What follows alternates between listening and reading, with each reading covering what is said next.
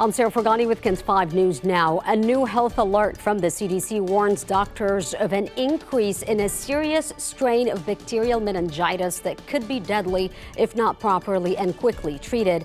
The Centers for Disease Control and Prevention says 422 cases were reported last year, the most in a single year since 2014. They also said there's a higher fatality rate than they typically see with meningococcal infections. The bacteria can spread from person to person, and it could be treated with antibiotics if caught early. The CDC also warned of a surge in tuberculosis illnesses last year, the most cases in a decade. 40 states reported an increase, and rates were up among all age groups. TB cases are also rising around the globe. The World Health Organization says it was the second most infectious disease in 2022 after COVID-19. Wet roads overnight caused a pretty bad wreck involving a woman and her dog on the city's northwest side. You could see here the truck rolled over, landing upside down. She was driving on Wurzbach Parkway in Northwest Military around 4:30 this morning when police say she lost control. And though the truck looks pretty bad, amazingly, the woman and her dog were not hurt.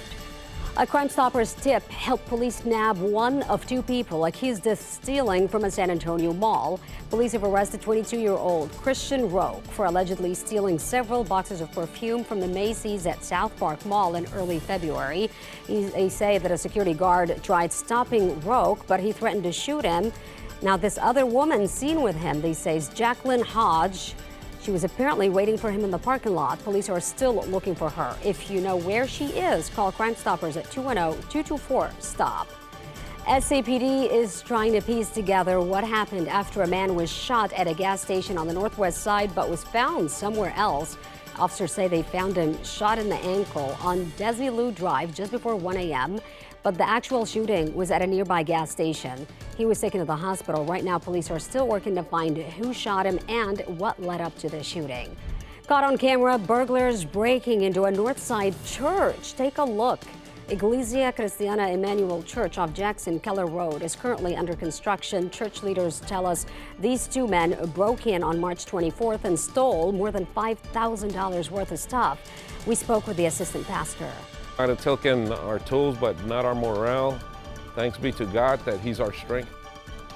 Now, they told us the church has replaced all the tools and is set to open June 1st. They're hoping insurance will cover the loss. Just minutes away from that church, another pastor addressed parishioners at the end of Easter Mass, saying vandals have hit their church again. This is a place of prayer. It's a place where we can go on our grounds at any time just to sit with God in prayer, listening to the birds chirp and experiencing God's creation. But unfortunately, now I have to put cameras everywhere. That's a shame. So that's Father Tony Villano of St. Francis of Assisi. He told parishioners he arrived yesterday morning to find yet another window broken. Their church targeted now for the third time in the span of 3 weeks. Father Tony's asking anyone to report anything suspicious on church property.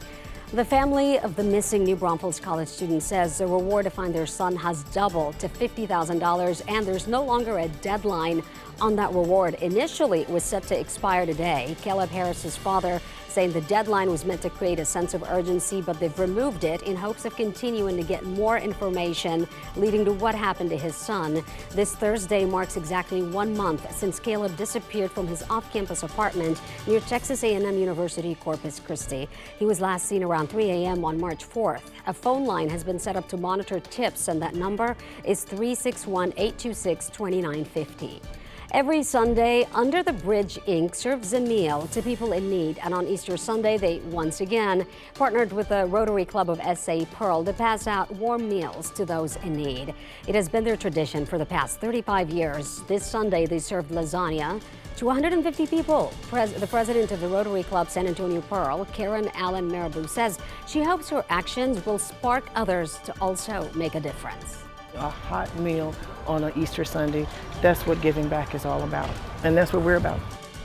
Now, you can volunteer or donate to Under the Bridge Inc. and the Rotary Club of San Antonio Pearl on their websites. We have both links posted on KENS5.com. As for today's forecast, here's Paul. All right, it's going to be a really warm day today. Highs in the upper 80s, about 88 under mostly cloudy skies. 30% chance of a thunderstorm tonight. Some of those storms could be severe, with large hail being the biggest threat. Thank you, Paul. That's KENS 5 News Now. I'm Sarah Forgani.